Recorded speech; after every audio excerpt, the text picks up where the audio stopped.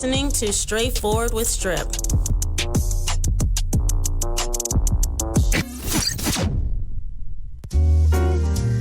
Straightforward. So when a person is straightforward, it says of a person, they're honest and frank. And then the synonyms would be honest, frank, candid, open, truthful, sincere. And I don't know what could be more attractive than somebody who's open and honest with you. Straightforward with Strip. Fishbowl Radio Network, FBRN.US. It is another beautiful Thursday at 3 p.m. Central Standard Time, and you are logged on to Straightforward with Strip, streaming live every Thursday at 3 p.m. at a Studio C in Fishbowl Radio Network, located inside Globe Life Park.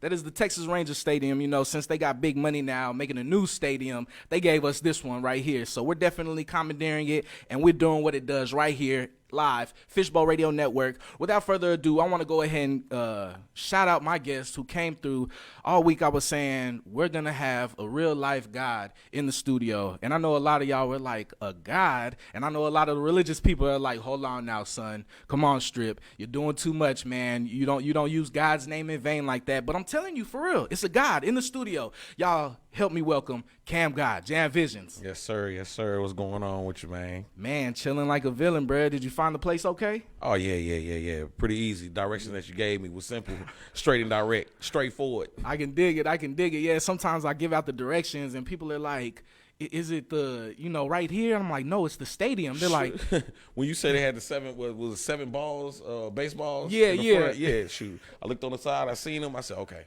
Man, straight up, and I'm telling you, you'll be surprised at how many people still get lost and still get confused. Like in front of the doors at the corner, it's 6 huge baseball statues. You know what I'm saying? So I figured that's like a pretty obvious landmark. People can find it, but it is what it is, man. But JamVisions, CamGod. Am I saying that right? Yeah, you saying it right. JamVisions, that's really like that's the company right now. JamVision was my first name, and CamGod. That ended up being the new name. That's the shooter. So JamVisions is the company. CamGod is the shooter. Yeah. Okay. That's what's up, man. CamGod. And now you say shooter, chiller. I don't want anybody watching this right now listening like, oh, it's a shooter in the building. Oh, no. Nah, he's a photographer. Right? Yeah. But or creative director. Yeah, I was gonna say, because I thought you were just taking pictures and everything, but then you came in the studio showing me videos and all this stuff that you be putting together. Yeah. That is what's up, man. And this latest video that you showed me, what was going on with it? What's this project about? That was a project I did with Jon Rule's team, New York Stars. It's a women's football league. So I was shooting them, and honestly, I didn't even know I was going to meet Jon Rule. I didn't even know he was here. I didn't even know he was in the city at all. So I went to go do the shoot, and shoot, me and him just locked eyes. We like, oh, shit. I said, hold up, what is you doing out here? Yeah. So then I was like, hold on, I'm gonna get with you real quick, but let me finish doing my shoot real quick with them. And I still didn't know that was his team. So after we finished whatever, and the girls went to him, and then I was putting 2 and 2 together that this is his team. This is who he's the owner of the team. Dang. New York Stars. Yeah. So they have a big project coming, the Women's Football League.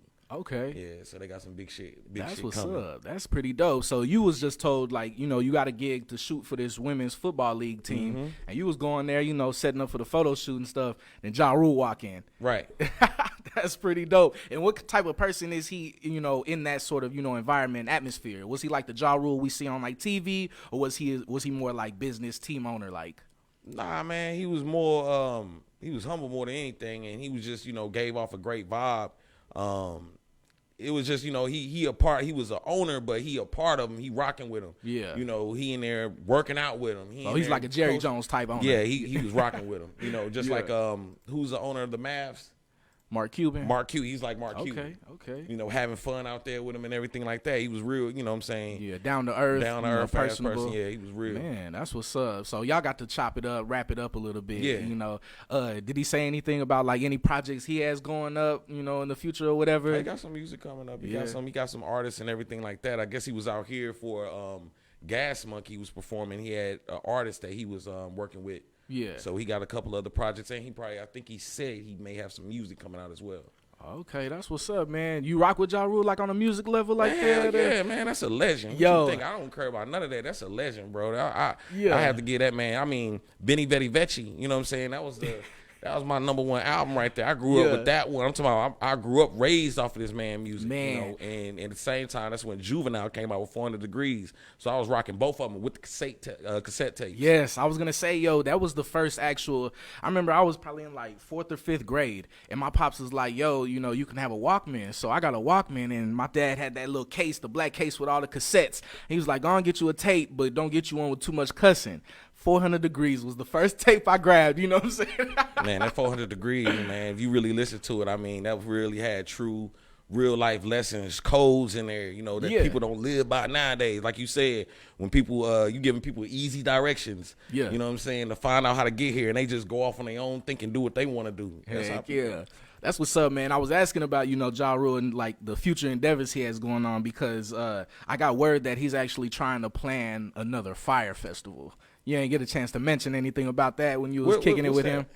You ever heard of the Fire Festival? Mm-mm. It was a couple years ago. Ja Rule and some other like millionaire white dude decided they wanted to throw this huge like music fest, you know, like Burning Man and Woodstock and like South by Southwest. Well, they wanted to make it more upscale and more exclusive, so they were saying, yo, we're gonna have all these stars and celebrities, all these music acts, tickets are like $50,000 a piece, you know what I'm saying, and it's gonna be on this like remote island out in the middle of nowhere. Yeah. So what happened was a lot of these people started buying tickets, you know what I'm saying, and they weren't cheap.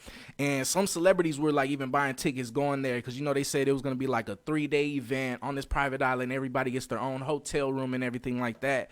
Well, something happened with the white dude's funds, and he didn't really get, him and Ja Rule didn't get to come through on everything that was promised. So they had all these thousands of people who bought these $1,000 tickets to go to this festival, and the festival wasn't real, basically. Like, so a lot of people felt like it was a scam and everything like that. And they had a whole documentary about it on Netflix and it's like that.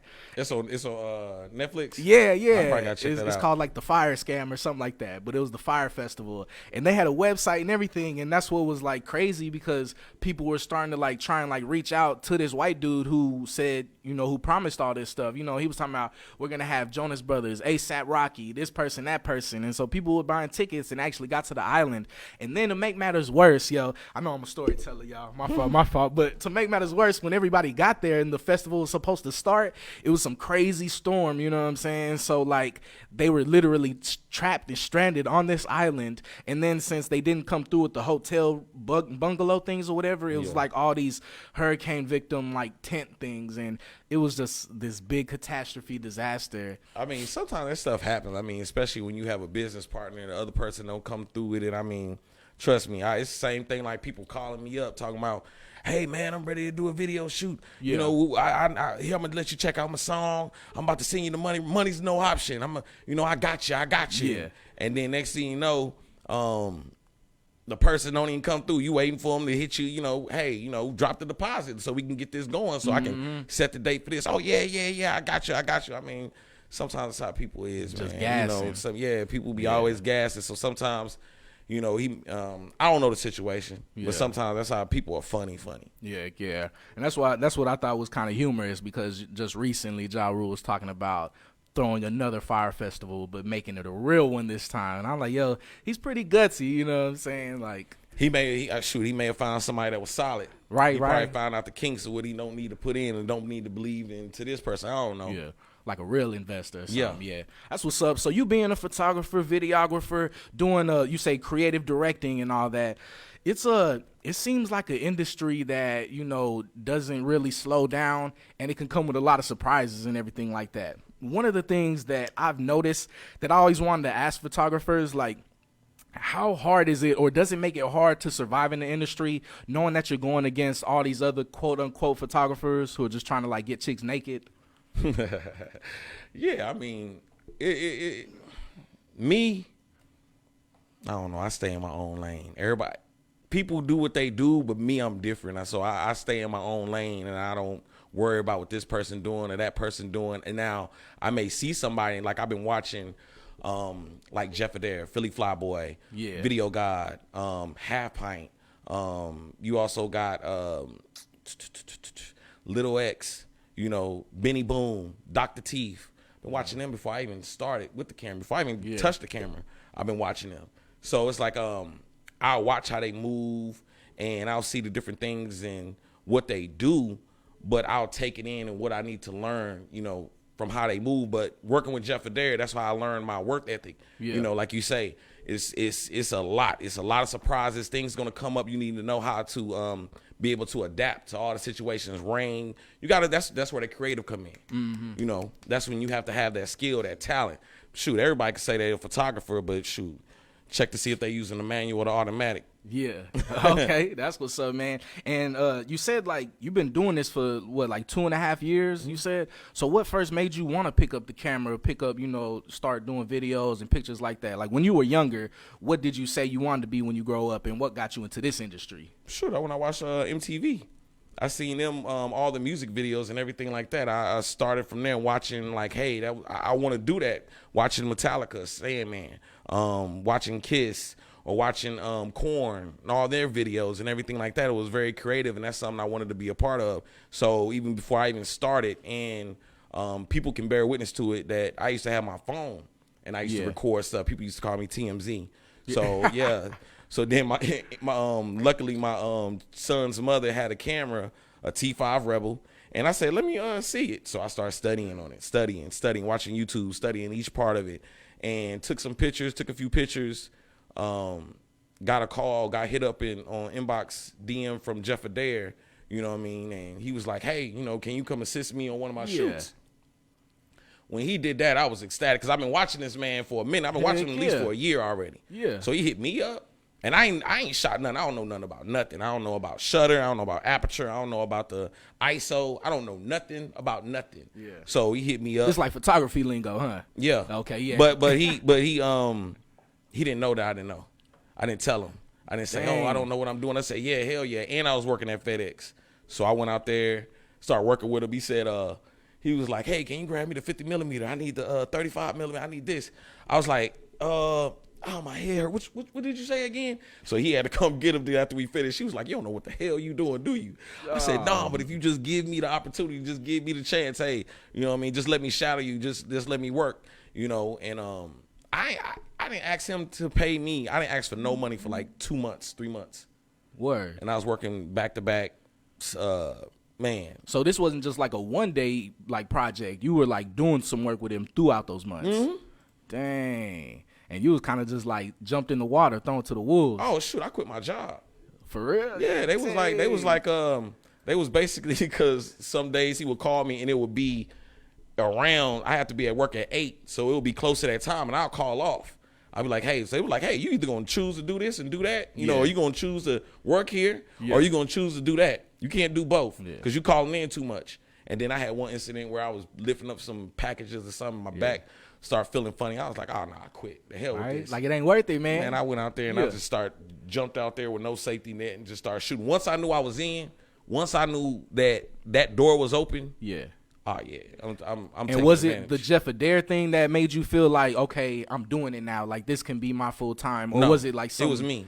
Yeah. Once I had that door, all I needed was that door to be open. Dang. That's all I needed was that crack, just one crack, and I just kicked open and just took over everything. I mean, that's just how you have to be. You have to took that leap of faith everybody be talking about. Man. You have to have faith in yourself. You have to trust yourself and know you can do it. If you're gonna second guess yourself, you ain't gonna be able to make nothing happen. Heck yeah. And you said, you know, that was when you decided to quit your job. What was you doing before you took on, like, you know? I was working at FedEx. Word. Okay, that's what's up. My brother used to work at FedEx. Yeah, I was working at FedEx and Alliance. Dang. You was like, nah, man, I'm shooting videos and taking pictures and all that now. Oh, yeah. I wasn't even close to doing what I was doing now, but then I just started working. Even when I wasn't working, I was working. Yeah. You know, I was out there taking pictures. I wasn't even using lights, so I was trying to master everything that I did. I was trying to master the whole look, master each angle, you know, just try to get better and better and better and better and better, you know, just so I can perfect. This is what I want to do. If it's something that you want to do, and you love what you do. Yeah. And plus, you're going to make money off of it. You might as well be the best. Heck I ain't yeah. come to do this to be mediocre. Yo, straight up, man. And like, since you got into this, you decided to pursue this full time. Did you ever decide to like go back to school for it, or is this all self-taught and like real in the field training? Nah, this self-taught. This is in the field. This is learning, every little kinks, everything just straight. Yeah. Out of just being, just working every day, not even going to school. I didn't go to school. My school was YouTube University. Yeah. So if I needed That's a real. question about something before, when I was shooting at a concert, my first concert was Dolph concert. Young Dolph. Yeah, that was my first concert, and I was studying to and my boy R.I.P. to my boy Hollywood, DJ Hollywood K14. Yeah, He yeah. passed away. But he allowed me, because I was shooting at Bottoms, BT's at the time in Fort Worth strip club, and he was like, hey, yeah, you can, you want to come up here and shoot or whatever, I got you. So went in there and shot that event. But before I did that, I was studying on YouTube how to shoot concerts, what angle, what lights, how should I do it? Yeah. Everything like that. Dang, that's what's up. And I was going to ask, too, because you have some pretty iconic pictures. And I've seen pictures of yours that, like, I didn't know were yours because I've seen them in other, like, avenues and outlets. But I always see that CamGod logo. And one of my favorites was the Nipsey Hussle picture. You know what I'm saying? Nipsey Hussle was one of my idols, one of my heroes, especially growing up on the West Side. I know I say that a lot, but, man, be proud of where you come from. But growing up on the West Side, he was big out there and influenced a lot of people and influenced a lot of decisions I made in my life. So how did you get that gig, and what was that like, just being around this man and then taking these iconic pictures that other people and outlets are using? Yeah, well, that situation came up from my boy Travis Smalls, Poet is his camera. He had hit me up and he was like, hey, you want to go out there to Houston? It was for the James Harden celebrity basketball game. So I'm like, yeah, I'll go. I wasn't doing nothing at the time. Shoot, might as well do something, So I went out there, and he was supposed to have some tickets or whatever to get in, and he did. So we was back in the back. But I'm like, man, I ain't with this paparazzi shit. I don't do paparazzi. But here come Nipsey walk out or whatever, and he was out and about. Now, and see, that's the thing what people got to learn is that when I just don't dry ass just start shooting. Yeah. Just because I see something. I was gonna ask because I've seen a lot of pictures. You're like in different like environments, clubs, parties, events, and everything like that. I wanted to know, like, are you more like paparazzi style, like try to bum rush in and snap your pictures, or do you get like this access? No, what I do, I introduce myself. Yeah. Or if someone else introduces for me.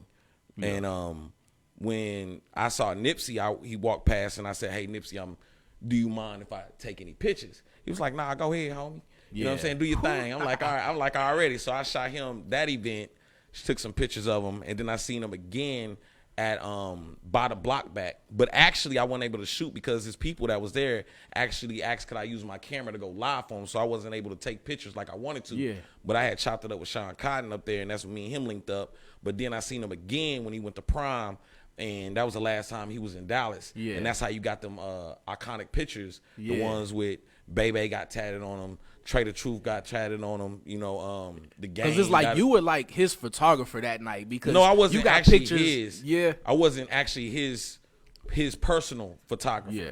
But I was right there. I mean, Yeah, that's what I was gonna say. It looked like the shots looked like it because I was actually right there, but I wasn't his personal. You was up on him. 'cause He got looking his- at your camera like, yo, that's pretty dope, man. No, I mean, because he remembered me from when we was in Houston. And so Yeah. when he looked, I actually took that opportunity right there and snapped. But that's how you got to see. You got to see that opportunity Heck right yeah. there and then. No hesitation.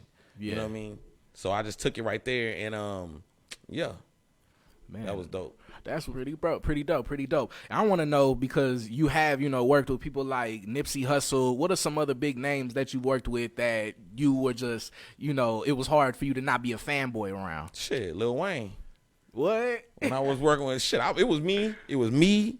Now that's who I was personal. I'm talking about. I was at Prime. They threw me his personal photographer. They didn't even let him in. They threw me in the room with him, Gutter, and Ghost Ray Killer. And but see, people don't understand, man. I don't be on no groupie stuff like that. Yeah. You know what I'm saying? Just like I'm in there, he doing his job, I'm gonna do mine. I ain't gonna dry ass just be in there talking to him and shit. He trying to get ready. The hell Yeah. I'm doing talking. You know what I'm saying? Yeah, let me get ready too. Shoot, we about to take over. But I ain't gonna lie to you, he had when he was on stage and he had his songs. You can see it on my YouTube. You can see me kind of getting kind of live a little bit because that's you know I rock with Wayne. And who else did I see? Juvenile. I mean, I work with Juvenile, Faison Love, MTV Wild and Out from DC Young Fly to Carlos Miller, Chico Bean, Nick Cannon. Who else? I got Lil Sammy. That's Lil Bro. You know. Like the Sammy, like the singer. Yeah, Sammy the singer. Okay. Yeah. Shoot. Who else? I got so many names. Bootsy, Webby, Big Crit, Tank. Man, it's 147 Cowboy, Moneybag Yo, Black Youngster, Yella Beezy, Trap Boy Freddy, Lil Ronnie. I was a fan of Lil Ronnie. Let me talk about the people that's here in the city. Yeah, you know, I've been watching for a while. Mr. Hit That, you know what I'm saying? I'm cool with them to be. It's an honor, like we was talking about earlier, Fat Pimp. And let me, you know what I'm saying? Who else that's out here in the city that, I mean, even Young Nation, you know, to be acknowledged by them as well. Yeah. You know, who else? Big Tuck. You know what I'm saying? All them. Them is some big legends. That dude's another living legend. You know, me not being from here, he was taking off, like, especially whenever I first moved out here. You know, that South Side, the realest. Like, I'm like, yo, that kind of make me want to feel like I'm from the South Side, you know what I'm saying? Just to jam that song. So you having a chance to work with him, man, that's pretty dope. But I haven't got to work with him, like work with him. But you know, I meet him every time, and you know, we know who each other are. Mm-hmm. You know, for that opportunity right there, it's an awesome feeling. You know. Yeah. Man, that's what's up, yo. And for the listener right now who don't know where to reach you or get in contact with you, maybe they an artist or a model or something, how can we get in contact with you for your services? Well, shoot, you can get in contact with me on my YouTube page or my Instagram or my Facebook. Same thing, JamVisions, JamVisions, CamGod, CamGod. You know, you put that in, hey, I'm going to pull up everywhere, anywhere. Yeah. You know, yo, and I believe you because, like I was saying, whenever you first got here, I'm like, yo, like, I wonder if this dude ever sleeps, you know. And I was, it probably sounds weird, but I was like, man, I hope he don't come in here looking all tired, being all sluggish and everything, because I'll see you post a picture or a video at like 3 something in the morning, and then at like 6 something in the morning, you posting something else, and I'm like, bruh, is he sleeping or just steady working? You know? Man, I'll be honest with you. I sleep for maybe about 3 hours. I don't know why. And it's not on no drugs, not on nothing to drink. It's just straight motivation. And I just feel like I'm not at where I want to be at. And I just feel motivated to just be better and better. Yeah. So I'm always trying to promote. And that's one thing that people, it's always, you know, you got to market yourself. You know, I'm also looking for a team and a squad like that. However, I'm self-motivated. You know, if you're not self-motivated, then you gonna lose, you know what I'm saying? Because anybody say something to you, anybody you feel like this, or you start feeling all depressed because somebody said something, I don't worry about none of that. I just try to grind, try to get up, try to be better and better every day. Okay. That's what's up, man. And you being, you know, in this industry, like I said, man, you've met a lot of different characters, a lot of different names, and had so many different iconic moments. But I want to know, being in this industry, being a creative director, you don't have to mention any names, but like, do you have any examples of some of like the most awkward situations you've been in, or like a weird photo shoot that you weren't expecting? Like maybe you pulled up expecting one thing, and then this chick popped out in a donkey outfit and was like, let me get this angle. Have I had a weird situation or anything like that? Anything like some crazy request, for your, you know, creative director, photography, videography skills? Not really. No one's ever came to me. I done had situations. You know, I done had situations. When the model's trying to get a free shoot. Oh yeah, I done had those. I done had plenty of those. I done had I got inboxes of girls being like, "Hey, I know you don't know me like this, and I don't try to come at you like that, but you know, I suck me up, let's do this, and you just give me a shoot." I done had offers and all that on God, like for real. And they were serious. And I ain't never took none. That's one thing you'll never see me do. Bobbing for photo shoots? Man, for photo shoots. Hey, I mean, if you look at my page, I don't shoot females like that. I mean, it's nothing against them, but I don't shoot them to be like, hey, come, you know, let me take a picture of you, let me do this. Because when I hit you up, or if you hit me up, you paying. You know what I'm saying? Off top, you know, I'm not. Yeah. And that's what I was mentioning about, like, like, to me, it would seem like it'd be, you know, kind of, I wouldn't say hard, but sometimes discouraging being actual, you know, a professional in this industry, because I see on Instagram, it's a whole bunch of, you know, quote unquote photographers, and all they pictures is just some, like, you know, iPhone pictures of half naked chicks. And I'm like, bro, is this a front to try and shoot your shot at different women, or like, what, man? I mean, kind of making it. Some people you have very skilled, you know what I'm saying? You have people that are really good, like really dope, and the females need it. You know, different females, they need portfolios for whatever type of venue or whatever they trying to get, gigs, especially in the industry or what they trying to do, because that's what they ask for. You know, so some of those do that, and you have some dudes that are really dope, like dope. Yeah. And you know, sometimes, but then you have some of them, you have some of them that just don't know what the hell they doing, and they trying to, you know, do something, they pulling out the drawers while they taking a picture or something like that. I don't know what I'm talking, but you got some people out here that's probably maybe fronting. Yeah, I dig it, man. And you mentioned, you know, going out to Houston, and what other places have you been in America and outside of America that your job, your career has taken you to? Shoot, North Carolina, Atlanta, that's it right now. Oh, well, Vegas. Yeah. That's the hometown right there. Shout out to all my people in Vegas right now. If you're just now logging on, it's Straightforward Strip. We go live every Thursday at 3 p.m. Central in Studio C right here at Fishbowl Radio Network, airing live inside Globe Life Park, across the street from Texas Live in the Entertainment District. Yo, we're right here in the studio with CamGod, you know, from JamVisions, and we're talking about the industry and how he got into it and all these encounters and memories he's creating, you know, it being Black History Month, that's another reason I wanted you to come on the show, man, because you're a young black dude, you know, making a name for yourself. And it's crazy because I kind of have seen your progression, like from, you know, your interview from the last location to now, just how much you've grown, how much more exposure you've gotten, and I've seen the platform grow. So that's pretty awesome, man. I want to commend you for that. I appreciate that. Heck yeah. And now, you know, you said this is a certain number interview for you, but what else you got coming up in the future? What major shoots or events you got going? Shoot, I got some projects coming up with Jon Rule, you know, and that's an honor. I got this on the 16th, I got Tony Rock. See, I actually shot his magazine, which his pictures is everywhere. I got calls from that, like, man, your pictures everywhere. His magazines is everywhere with your picture. Yeah. I got him, Carlos Miller, Lavelle Crawford, some more, Mark Curry with hanging. I got them, and you know, that I know that's gonna be a big opportunity, and that's on the 16th. That's coming up this Sunday. Also, I got MTV Wild and Out on March 31st. Yeah, that's coming up. You know, that's family. You know, that's you know, when I first shot with them and how I got with them. I've been shooting them every time they come to the city, and then I built a relationship with DC Young Fly and Chico and Carlos and Rip Michaels. So that's an honor right there. And then you got the Millennium Tour coming up, and you know, I'm gonna see my bro Lil Sammy. So that's another project. And then I got some other big projects. I got some other big projects with my people, Varsity BPM out there in Fort Worth. So be on the lookout for that one. I ain't gonna name it. I ain't gonna say it right now, but it's real big for one artist, one lucky artist. That's what's up. And I don't know if I asked. It probably should have been one of the first questions I should have asked. But where are you originally from? Are you from like Texas, Dallas, Fort Worth? I mean, I can say I'm from here, but I ain't born here. You know, like raised. But I'm born in Italy, Naples, Pazzulli, Italy. Italy, like the cunt, like over there. Over there. What? Mamma mia. Yeah. For real?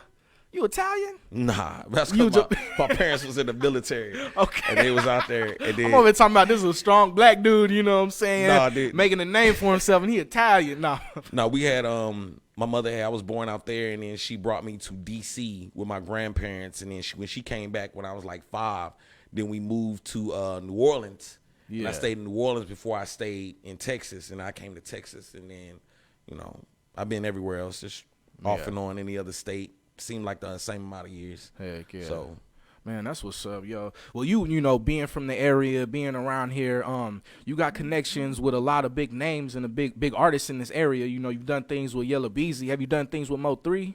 Yeah.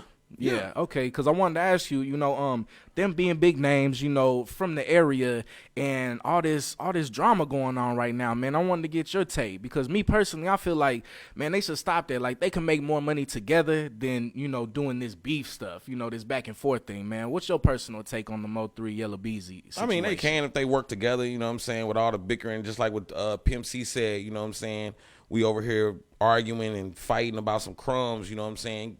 And we can actually have a whole bread, you know what I'm saying? We can really do some things in the city. I mean, but some things, I can't say it. I don't know what's all going on with that. I don't try to involve myself with drama at all. I stay away from drama, and I always make sure that the energy that's around me is always on some positive. So I don't like to watch too much negative or read about too much negativity things. However, if they work together and everything like that, it will be great for the city. Yeah. It will be bigger than life. It will be so much opportunities and things that will happen, and I would love to see it happen.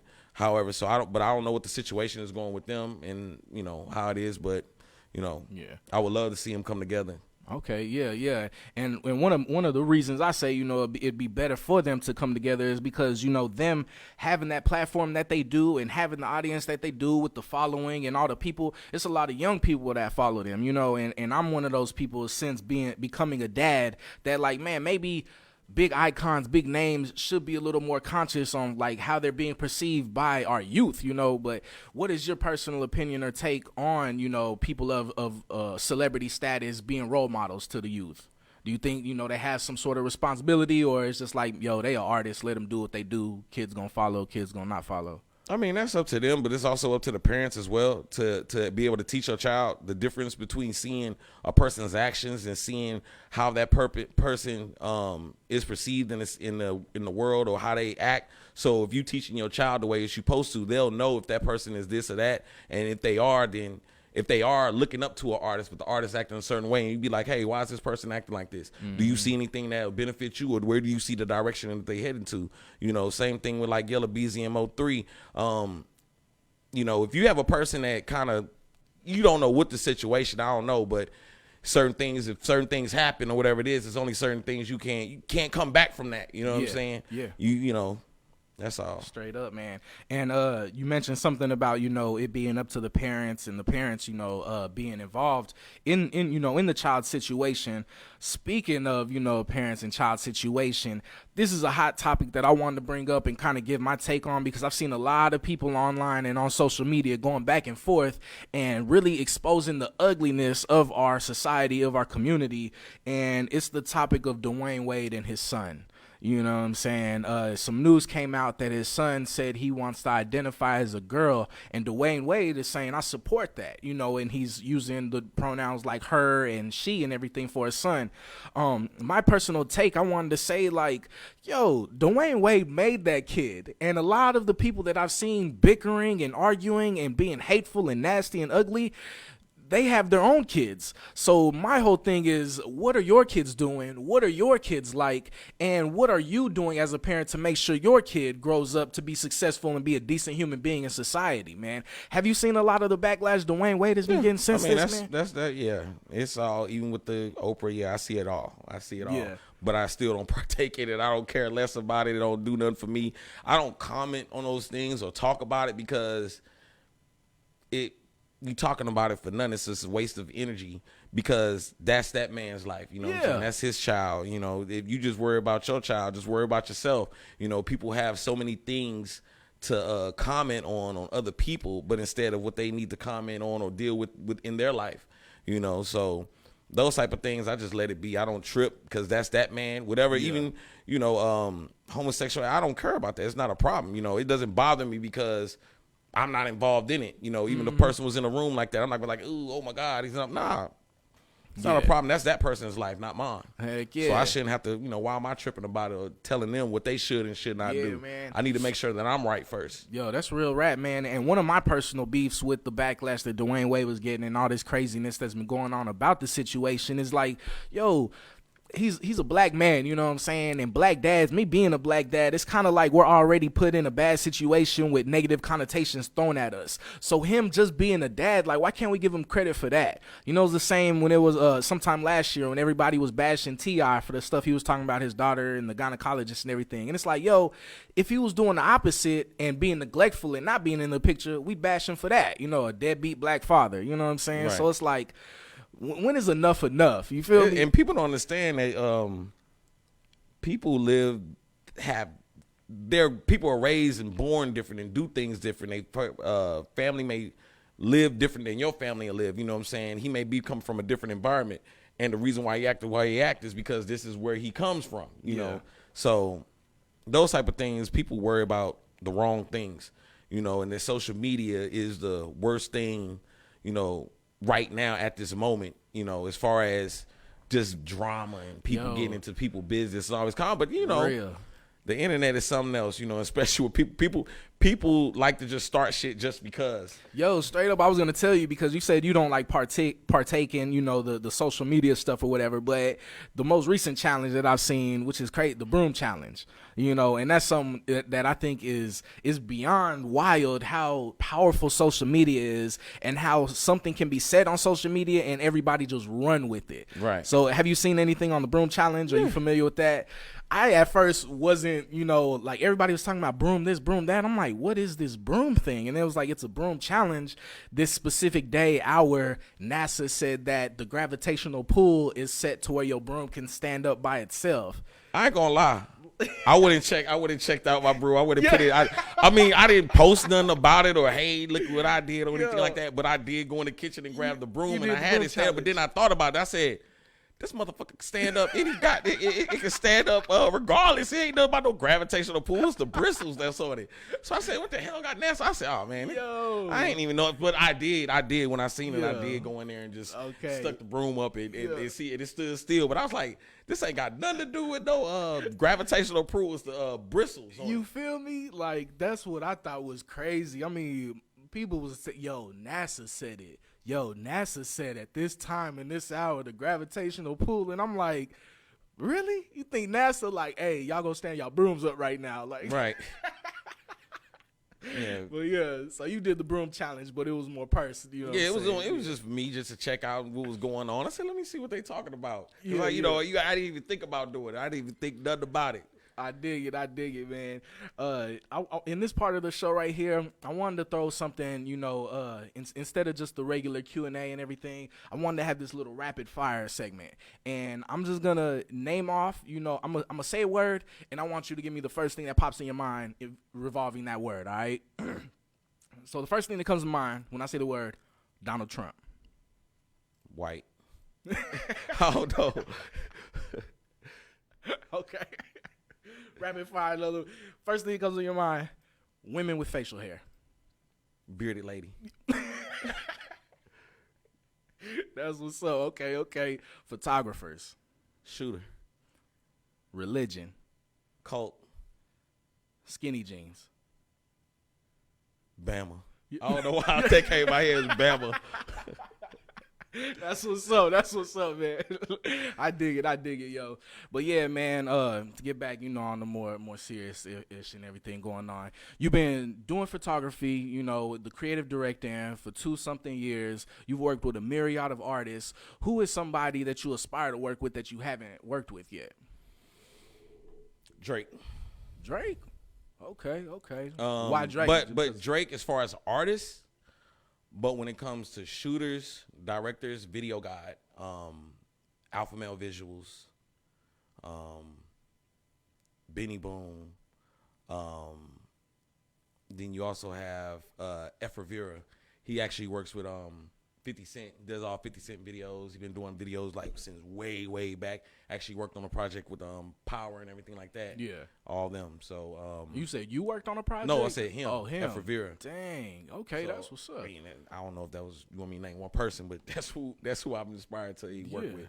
And why Drake? Is it just because of his name, or is it like Man, you I like rock his with videos? Drake. I rock with everything Drake be talking about. You know, his music or whatever. Because I already got to meet Future, but I haven't worked with him. But Drake, I like his work. To me, everything has to do with being consistent in your work ethic. You know what I mean? Because doing what you're doing, I don't have no 9 to 5. I don't have no income tax, check coming in or anything like that. I know I'm getting a check at the end of the month. This is straight grind. It's putting in the work, you being the best, you giving it your all. I'm going to die by this, this is what I'm going to do.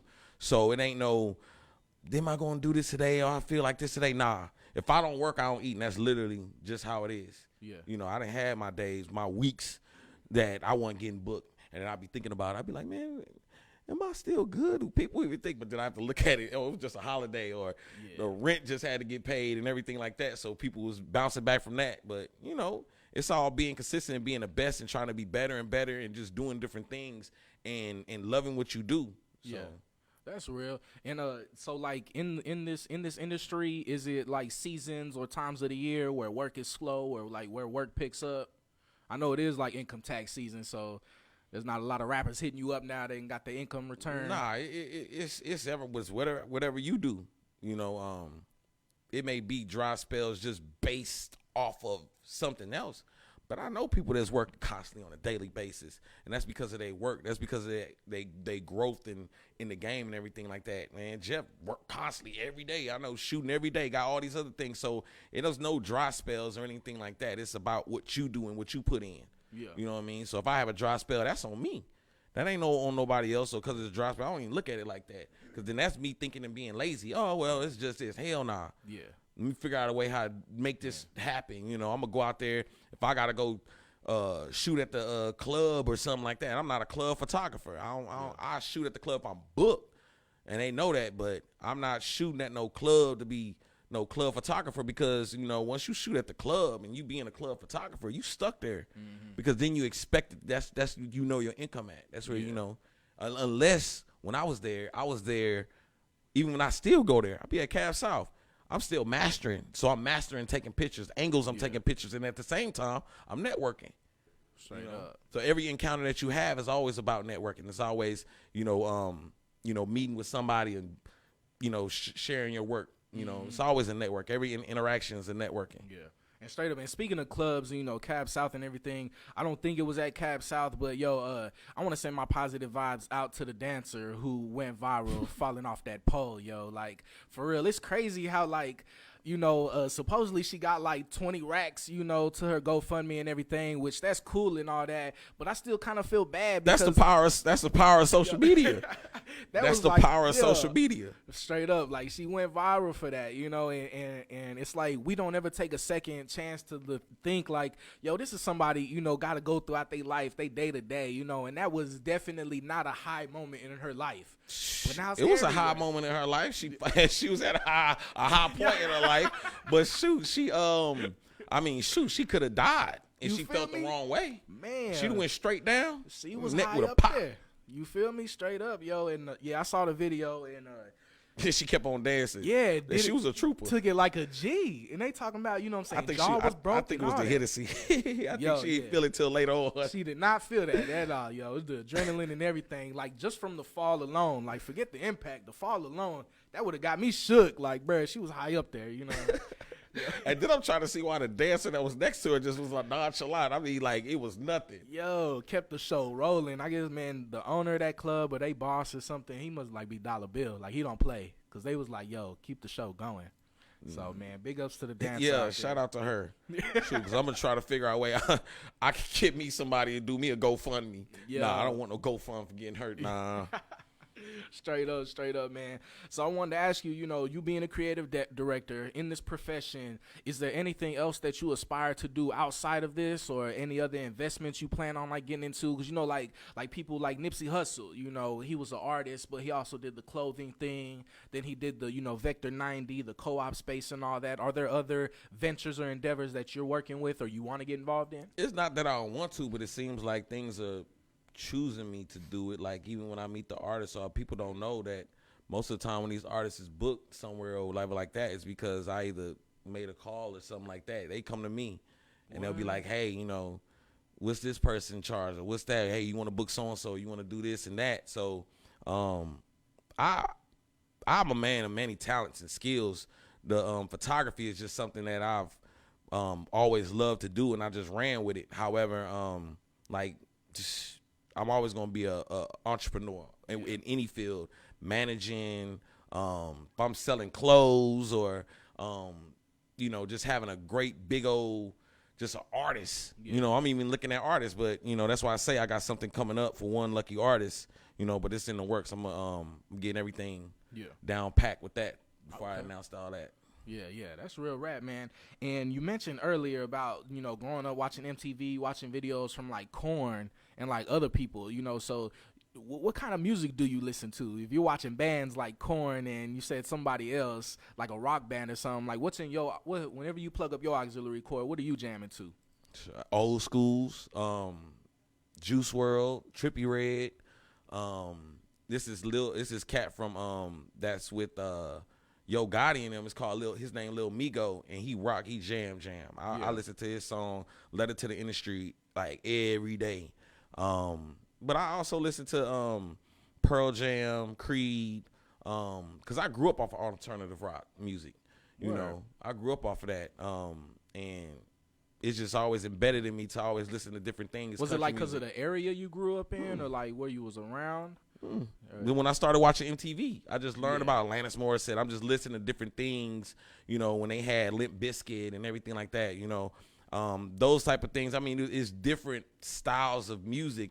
That's why even like Outkast, that's why Andre 3000, that's why Lil Wayne adapts and takes that, because I'm not content of where I'm at, even though, I was in New Orleans. People could check that. I was over at the Fisher Projects in the Ninth Ward. I was over there in Third Ward, Magnolia Projects, Callio Projects. I was at the shelters over there. I stayed in Alabama.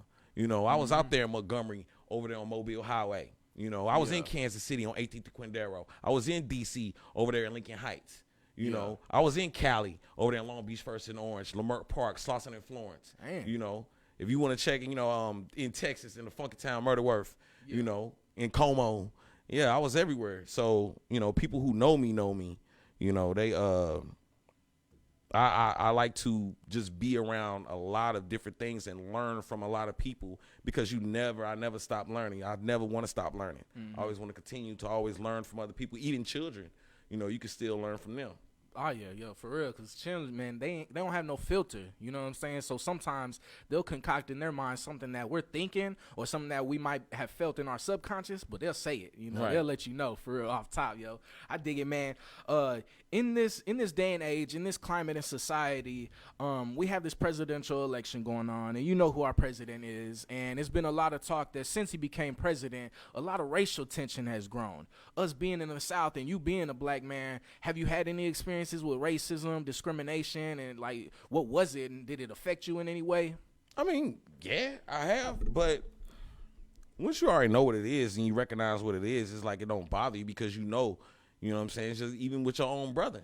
You have, your brother be prejudiced, a black man, another black man be prejudiced, but once you recognize what it is, I mean, why get pissed off about it? Okay, I already know what you want, so I should already act accordingly. It's like when the police come to you.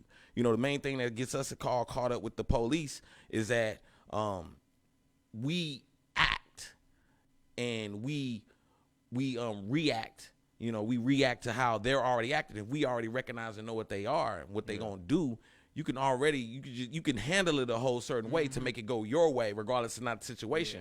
And I'll be honest with you, I don't Donald Trump, I never really, I kind of have different feelings about that, because didn't everybody used to jam Donald Trump, be with Donald Trump, all that with Donald Trump? I mean, the same thing. He don't pay taxes, we don't pay taxes. We selling dope, we doing whatever, just he don't give a damn. And niggas don't give a damn. I watched something one time, and they counted how many times Donald Trump was mentioned in different rap songs, and it was so many. Like, that's all people was rapping about. Jadakiss, Ja Rule, West Coast rappers, Southside rappers. Everybody was jamming and rocking with Donald Trump. They was, and I just never been a person just to go off of what other people say. So people may be like, oh well, he feels this way and he does that. Shoot, y'all, I don't jump on a bandwagon because somebody feel. I just, it don't. it don't bother me like that because if you understand, even if he is acting that way, okay, that's how he acted. Y'all wasn't tripping when Barack Obama did this. If they actually did their research on Barack Obama, there was more black killings in his presidential when he was, you know. So I don't jump on bandwagons just because people talk about him, you know. And that's real, man. And with, you know, this election and stuff going on, man, are you going to vote? Have you ever voted? What's your take on voting in this country? To be honest with you, I never voted. I never even, you know, as far as the country, I never, you know, I got my own world that I deal with. However, it was this young cat, and it's funny you said it was this cat that had a song. He got yellow hair or something like that. I don't know his name. And he had made a song, and he was speaking about the presidential, like, we're stuck on this, but you also have the Congress, and those are the ones who really make the laws, which I already knew that, but then it was also breaking down something else. So, you know, it kind of broadened my horizons or, you know, just listen to it. So I'm going to do more further investigation on it to the side, but I've never voted. I've never, you know, tripped about it because regardless of not me dealing with over there, I still got to deal with my brothers. I got to deal with where I'm at right now. You know what I mean? I got to deal with the women that I deal with. We have the situation with us black people. We don't work together. So we trying to change the government. We not even changing ourselves. You know, first and foremost, regardless of not where we at. So if we can't interact with each other, if we can't build and help each other, and we always acting like these crab in a barrel type attitude and not assisting, because when I look at Atlanta, you know, out there, they own, you know, they're really assisting. They're really doing things for people. And, you know, out here, the mindset of us, we're always looking to see what we can hate on the next person instead of supporting the next person.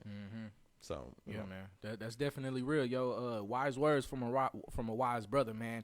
Before we close out the show, if you're just now logging on to Straightforward Strip, we stream live every Thursday at 3 p.m. Central, right here in Fishbowl Radio Network, located inside Globe Life Park, right across the street from Texas Live. We're in the studio right now with JamVisions CamGod, videographer, photographer, creative director extraordinaire right now, and I kind of wanted to end it on a high note, so we're gonna go ahead and introduce this Young Strip Sokomo segment. Now, if you've been following me and following my radio journey, you know that whenever I first came out with my show, after I finished school for radio broadcasting, one of the segments on my show from my first show years ago was called the Sokomo segment. Sokomo is Sokomo, and that stands for Smash One, Kill One, Marry One.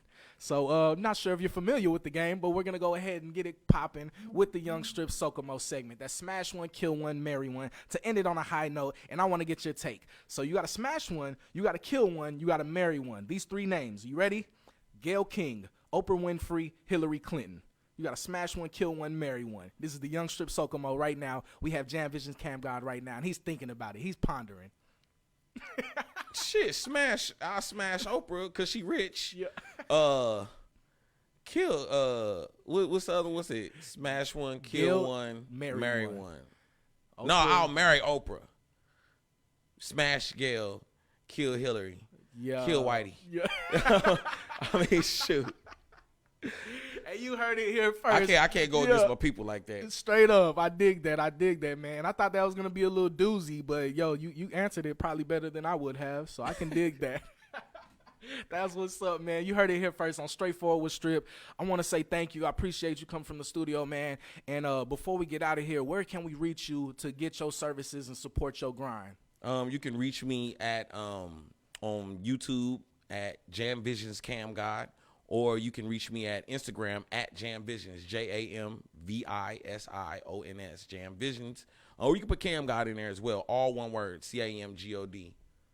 And I did not name myself CamGod. Didn't call myself CamGod. I should have asked that. Where did you come up with your name, CamGod? Where did that come from? Well, people were hashtagging CamGod on my pictures, like, you know, hashtag CamGod, like Camera God and everything like that. So CamGod. And then I was working with Solo Lucci, and I was working with him, and he kept calling me CamGod. And I was like, bro, it's JamVisions. He was like, nah, nigga, it's CamGod.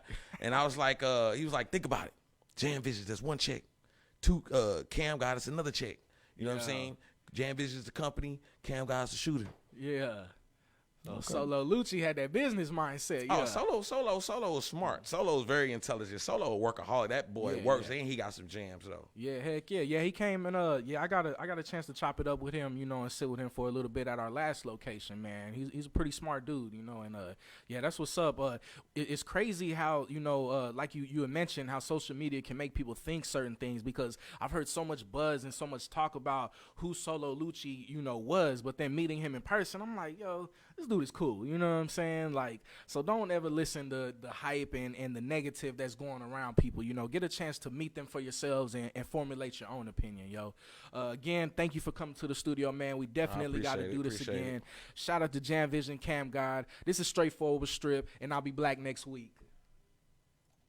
No, I gotta say it how I like that. Straight getting to the money just like that.